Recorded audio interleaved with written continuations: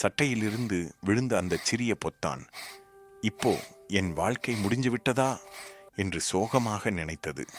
அங்கிருந்து போனவர்கள் யாரும் அதை கவனிக்கவில்லை. பொத்தானுக்கு அது இன்னும் சிறியதாகப்பட்டது. யாராவது என்னை பார்த்தால் நல்லா இருக்கும் என்று அது உருண்டு பார்ப்பதற்கு துணிந்தது. ஆனால் சிறிய மேசை காலில் மோதி குப்புற விழுந்தது.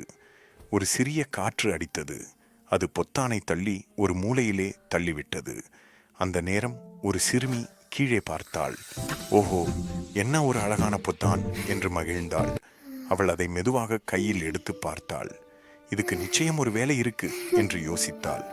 அவள் மேசையில் கைவினை பொருட்களை வைத்து அந்த பொத்தானை பார்த்தாள். இதுதான் என் திட்டத்துக்கு சரி என்று முடிவு செய்தாள்.